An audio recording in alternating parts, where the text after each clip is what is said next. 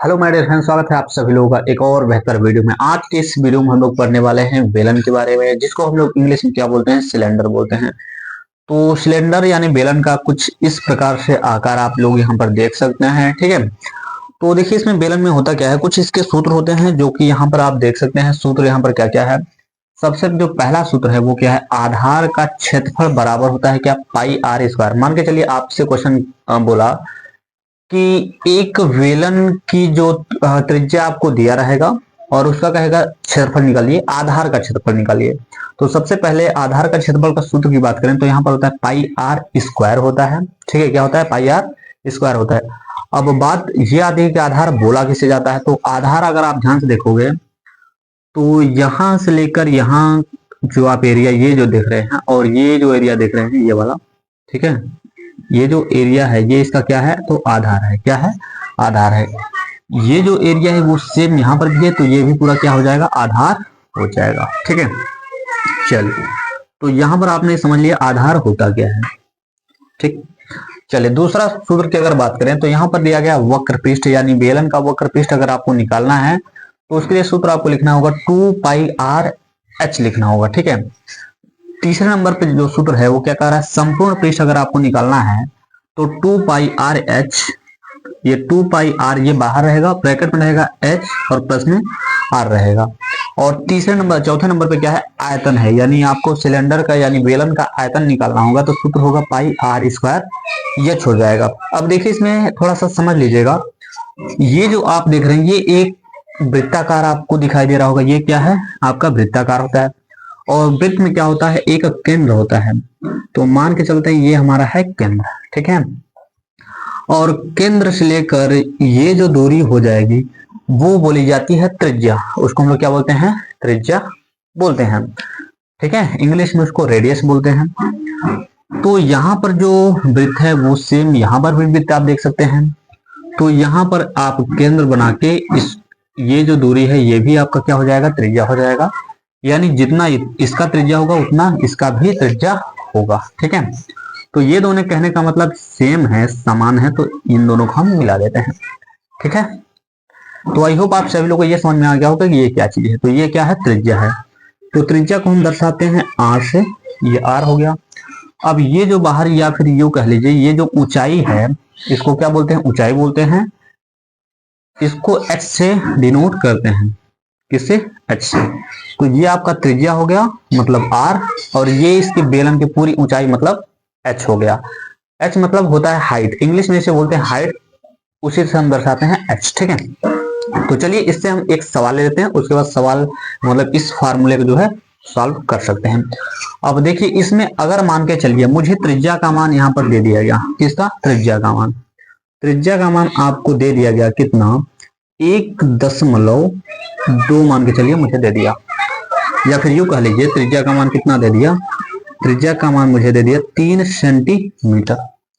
और ये ऊंचाई जो है यानी इसका जो त्रिज्या है, ये बेलन का जो त्रिज्या है वो 3 सेंटीमीटर है, और जो इसकी ऊंचाई है मान के चलिए मुझे दे दिया, ऊंचाई कितना दे दिया, तो 4 सेंटीमीटर दे दिया गया। और मुझे कहा कि आप मुझे बेलन का जो है आयतन ज्ञात करके बताओ। ठीक है, तो आपको सूत्र यहाँ पर दिख रहा होगा, इसी सूत्र पे आपको लगाना होगा। तो आपको लिखना होगा बेलन का आयतन, क्या लिखना होगा, बेलन का आयतन बराबर, यहाँ पर लिखा है पाई। अब आप सभी को अगर बात नहीं पता होगा पाई के बारे में तो थोड़ा समझ लेते हैं। देखिए ये है सिंबल पाई का, पाई का मान होता है कितना, 22 और बटा का 7 होता है। अगर मान के चलिए आपको दशमलव में इसका मान चाहिए तो दशमलव में होता है 3.14 होता है इसका मान। तो इन दोनों में से आप बैठा सकते हैं। मान के चलिए अगर आपको बटे में चाहिए तो आप 22/7 लिख सकते हो, अगर आपको दशमलव में चाहिए तो 3.14 लिख सकते हैं। तो आयतन निकाला है तो पाई आर स्क्वायर एच ये सूत्र है आपका, तो यहाँ पे लगा सकते हैं पाई आर स्क्वायर एच। ठीक है, पाई आर स्क्वायर एच, जिसमें से हम पाई का मान या तो ये रख सकते हैं या तो ये रख सकते हैं। ठीक है, चलिए तो यहां मान के चलिए मैं पाई का मान ये रखूंगा 3.14 गुणा, यहाँ पे लिखा है आर स्क्वायर, आर स्क्वायर का मतलब ये होता है, यहाँ पर समझिएगा, जो आर स्क्वायर का मतलब होता है, इसका मतलब ये होता है आर गुणे का आर, मतलब कि 2 बार आर। ठीक है, कोई भी संख्या स्क्वायर होता है, इसका मतलब वो 2 बार लिखा हुआ गुणा के रूप में, तभी वो स्क्वायर के रूप में बनता है। ठीक है, तो यहाँ पर आर का मान हमें दिया है 3, तो मैं इसको लिख सकता हूँ 3 गुणे 3 लिख सकता हूँ, या फिर वर्ग कर सकते हैं इसका। ऊंचाई का मान हमें दिया गया है 4 सेंटीमीटर, तो यहाँ पर लिख दीजिए 4 सेंटीमीटर कर दीजिए। चलिए, अब यहाँ पर सबको क्या करना है, गुणा करना है। गुणा आई होप आप सबको आता होगा। तो क्या करिएगा, मान के चलते हैं 3 का गुणा हम इसमें कर देते हैं, इसका दोनों और इसका अलग कर देते हैं। ठीक है, तो यहाँ पर 3 चौके हो जाएगा 12, 3 चौके 12, हासिल लगा 1 हो जाएगा, 3 कम 3 और 1 हासिल 4 हो जाएगा। दशमलव है, दशमलव लगा दीजिए, 3 त्रिका कितना हो जाएगा, तो यहाँ पर 9 हो जाएगा। ठीक है, तो 3 का हमने गुणा कर लिया है। अब क्या करते हैं, ये 4 का 3 में करेंगे तो 4 3 12 हो जाएगा। ठीक है, इतना हो जाने के बाद अब 12 का गुणा आपको इसमें करना होगा। तो क्या करिएगा, 12 गुणा 2 में करेंगे तो 12 गुना हो जाएगा 24, 12 गुना 24, हाथ लगा कितना 2। अब 12 का 4 में करेंगे तो 12 चौक 48 हो जाएगा, 48 और 2 हो जाएगा 50, 50 का 0, हाथ लगा कितना, हाथ लगा 5 हो जाएगा। अब यहाँ पे दशमलव भी है तो दशमलव लगा देते हैं। ठीक है, अब 12 का गुणा करना होगा आपके 9 में।